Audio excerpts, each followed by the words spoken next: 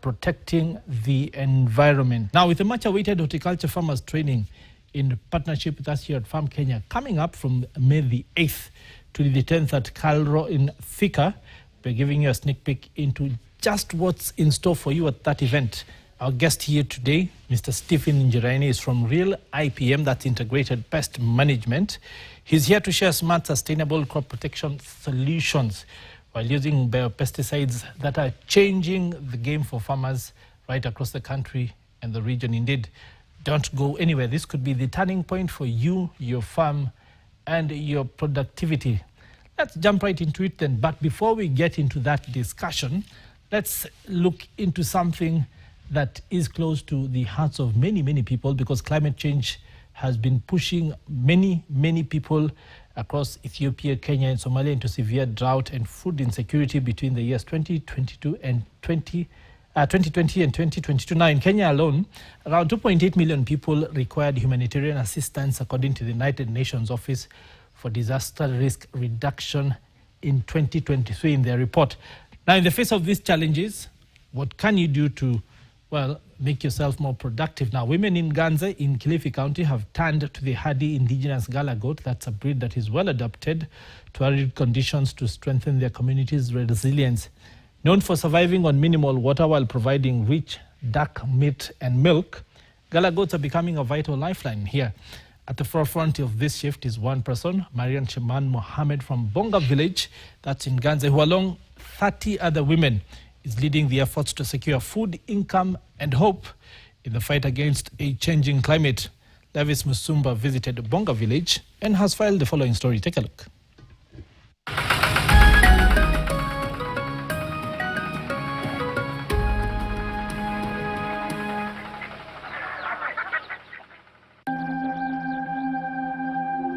With 89% of Kenya's land classified as arid and semi-arid, impacting 23 counties, regions like Kilifi County are at the heart of the country's livestock economy, contributing 19.6% to agriculture and 4.9% to Kenya's GDP.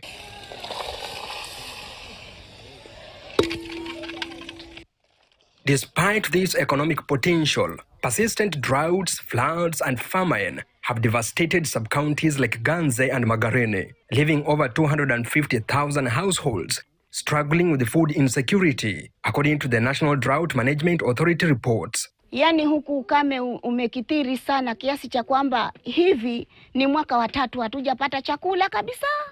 Unaweza ulale njaa kabisa, manake wewe ukiangalia umeenda kwa duka umekopa unga ngano. Aya, umezungusha hivyo vihamri vyako, Alhamisi ndio imefika. Napeleka hiyo shilingi 50 huko. Nimegawa watoto. Tena kumbuka mahitaji yale, nigawe unga asima, nigawe na mboga. Hakuna hata angalau unaweza tafuta vongonya hili uwalishe watoto. Haiwezekani. And drought, it usually goes to an extent that without interventions, people will suffer. In Bonga village, Ganze, Mariam Sheban Mohammed, alongside 30 women, is leading a grassroots economic and agricultural revolution. Through the adoption of the resilient Gala goats, these women are creating sustainable livelihoods, securing food, and building new income streams.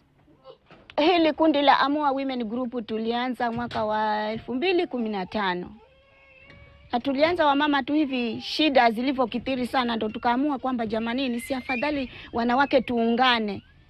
Tuwe wanawake angalau tufike 10 ama 15, tuanzishe kundi ile tunabwaga. Tulianza tu na merry go round yenyewe. Ile kama una shilingi 20, tulianza na shilingi 20. Shirika la KEMSED lilituwekea pesa kwa account yetu. Shilingi 3 milioni.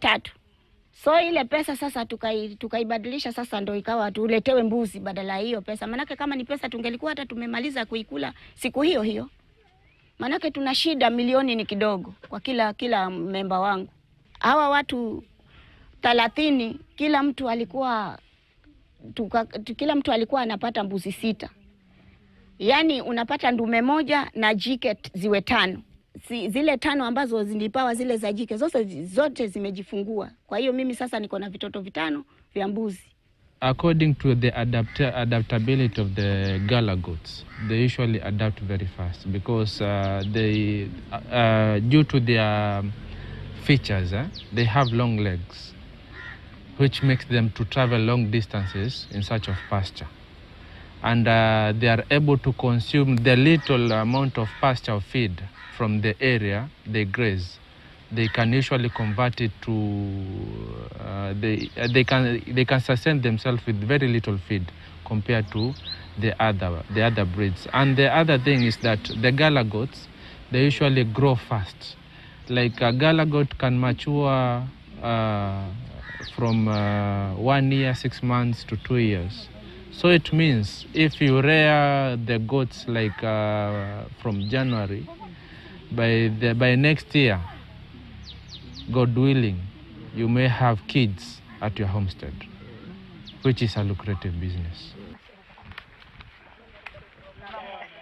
When crops fail and rivers dry up, Gala goats, donated through the Kenya Marine Fisheries and Socio-Economic Development Project KEMSED, provide a reliable economic lifeline. Across Ganze, Magarini, and Kilifi North, 1,600 Gala goats have been distributed, empowering women to withstand climate shocks. Zikianza kuzaa kwa wingi, huwa tuko na soko basi ni bamba, na litatusaidia kama tukishikana kama makundi, mmoja yuko na 2, yule na 3, yule na 9, alafu tunachanganya tuenda peleka bamba, tunauza, tunapata mapato ili tujiendeleze kimaisha yetu. The farmers or the group, as they are rearing the Gala goats now, when the Gala goats they kid down, they are able to get enough milk as a source of nutrition in their homestead, because a Gala buck or a Gala doe, when adequately fed, can give around 1 liter of milk, which in turn can boost up the nutrition levels in the homestead.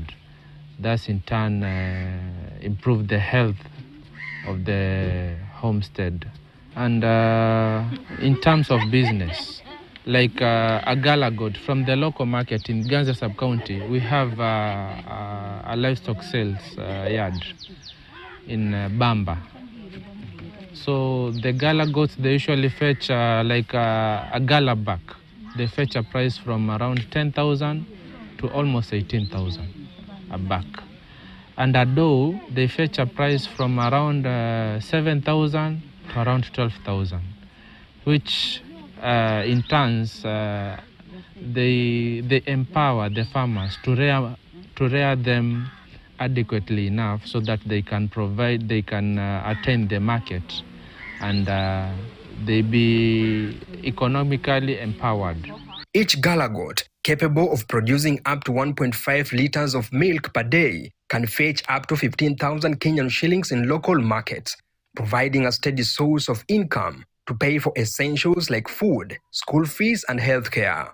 Because of the effects of climate change, we advise farmers that they look for other sources of feeds. Like there are some certain trees they usually grow, like the lucina tree, caliandra tree. Another source of feed, which in turn replenishes the inadequacy of pastures, the natural pastures. Where they are inadequate, you can provide those other sources of feed from those trees, which in this area they are very prevalent. They are easily found. That is a source of protein, which in turn builds the mass content of the animal. Starting with small-scale businesses like goat milk kiosks, the women have built a thriving cooperative economy rooted in resilience and entrepreneurial spirit. Nina hiyo emu ya kwamba nikiuza naregesha mbuzi mdogo hapo wa replacement, na hii pesa nyingine niangalie mahitaji yangu ya nyumbani, kama vile nalipa school fees mimi kwa watoto. Inaona imenirahisishia sasa, manake nilikuwa sijui kabisa kwamba naweza nipate school fees wapi juu ya watoto wangu. Lakini sasa hivi naona hata kwanza nimerahisisha. In a region where rainfall is unreliable, the sight of women herding Gala goats signals more than just survival. It symbolizes economic recovery and business innovation. Sasa hivi niko kwenye macho ya watu kwa sababu wanaona huu mradi sasa umekuwa na kila mmoja anaulizia, hii mbegu nitaipata vipi? Hii mbegu nitaipata vipi? So kwangu hiyo naona nitakufanya huku, nitabadilisha, haitakuwa na ugumu wangu mimi wa kuweza kuuza, manake ni wengi wanataka ile mbegu. ya Kigala. Once vulnerable, Ganze's women are now financially independent entrepreneurs, building a more sustainable and prosperous future for their families and communities. Levis Msumba, KTN. Well, we'll soon be sending Levis Musumba to Ganze to figure out what's happening for the men as well, seeing as we've seen independent women. Are the men also getting empowered by these projects? Quite a question to think about. Now, in line with that story, we want to go across the country and take a look at the prices of mutton in different markets right across the region. Let's take a look at that.